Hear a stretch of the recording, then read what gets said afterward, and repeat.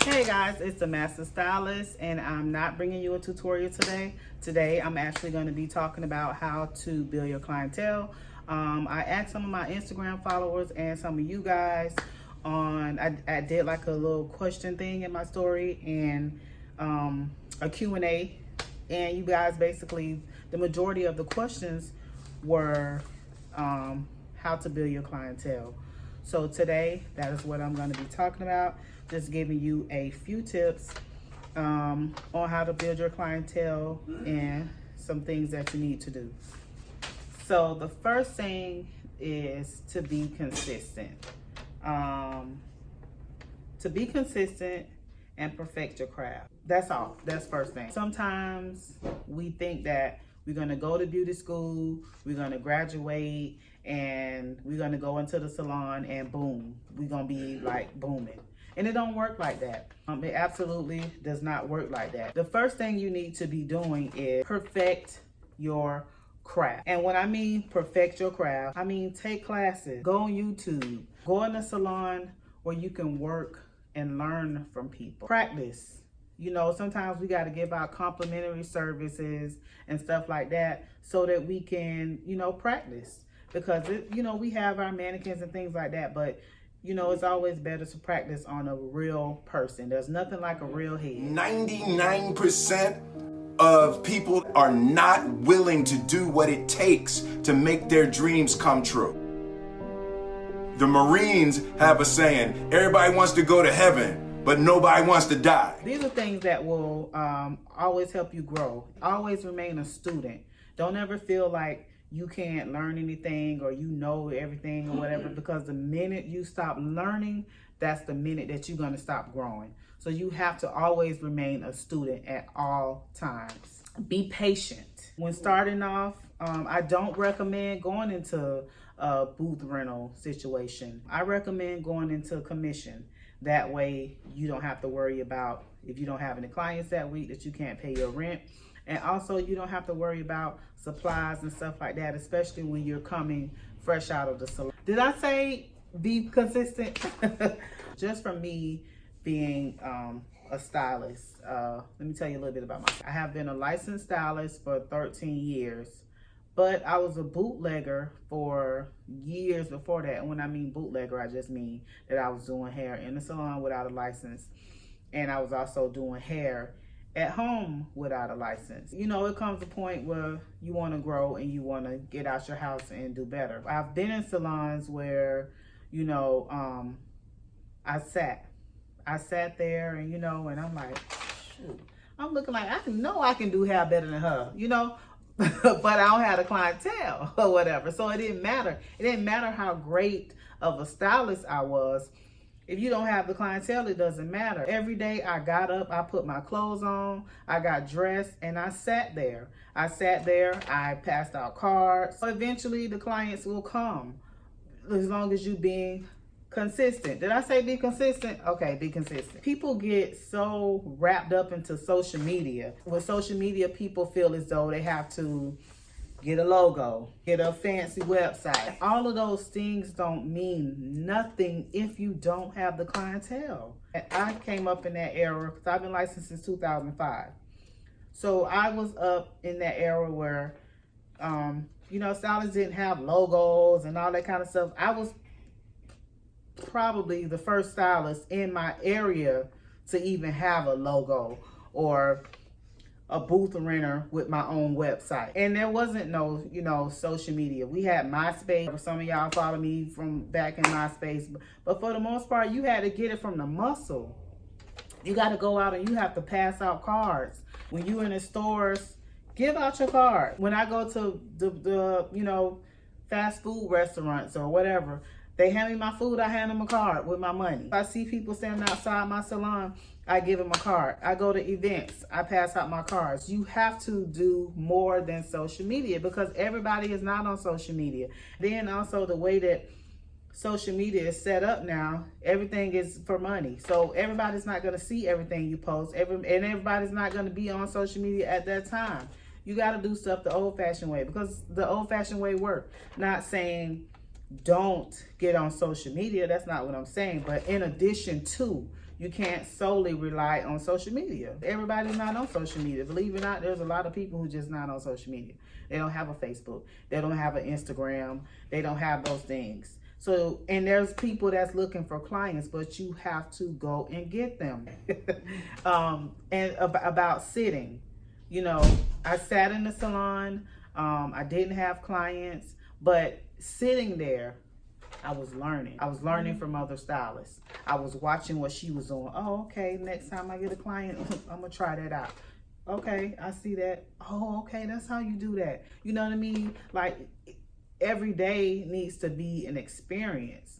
You know, not, don't wake up thinking like, ain't got nobody on my books today, child, ain't going.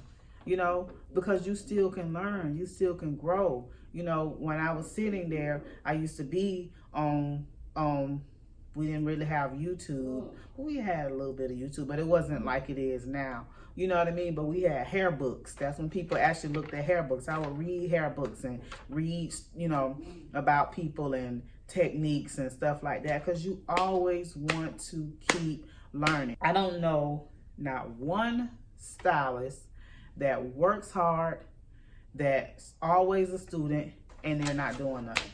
It just don't work like that. If you put in the work, it's gonna happen. But you have to put in the work. And it's not all about that fancy stuff. It's not all about how many followers you got and this and that, because I know some real good, successful stylists that stay booked and busy, and they don't have 70, 80, and 90. Oh, Jack, you walking in my video.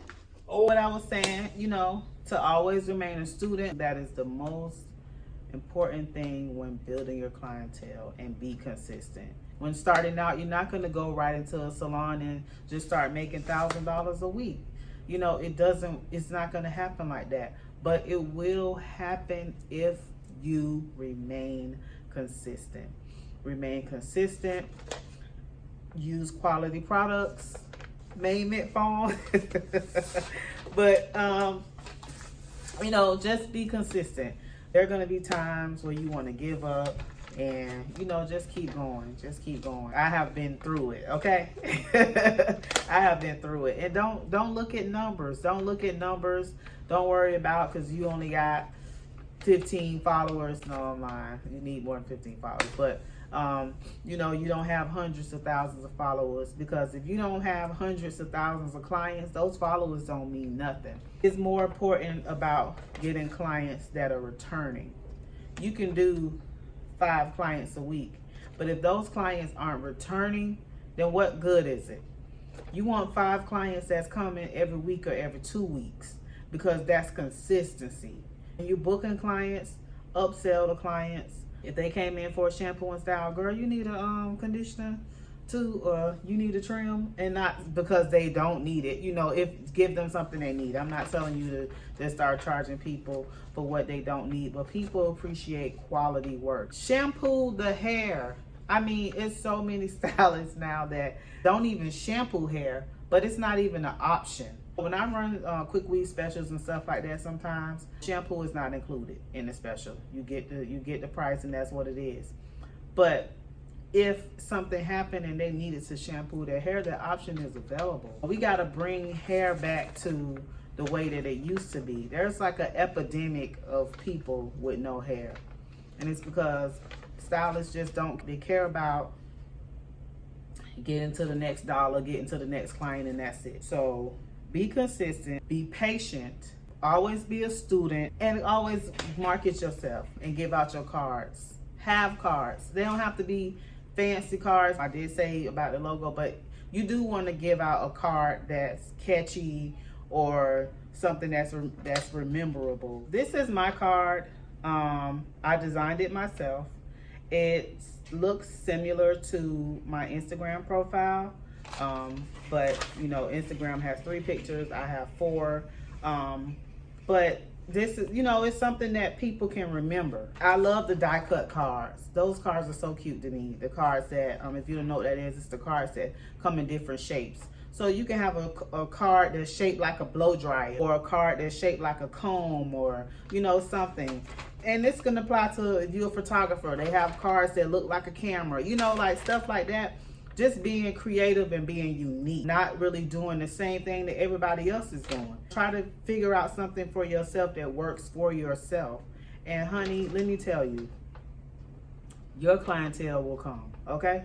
Self-discipline. You know, something as simple as food and eating is not about your body as much as it is about your mind. It's getting command of your mind to be able to choose actions that are in your own best interest. So don't let nobody tell you different. This just a few pointers that I wanted to give.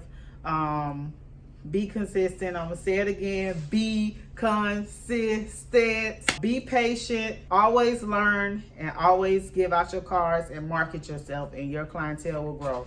If you like this video, give it a thumbs up. Hit that bell. Like, comment, subscribe. See you guys later. Oh, and I came back because I forgot one other thing. I know y'all like this girl crazy.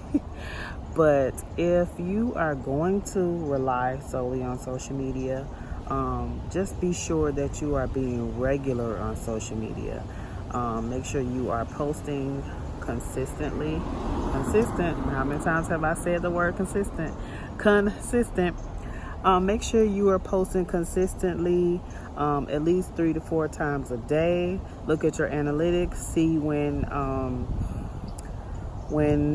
your followers are the most active, and use your social media. I hear people say all the time that they don't have time to post. Oh, I don't have time, I don't have time.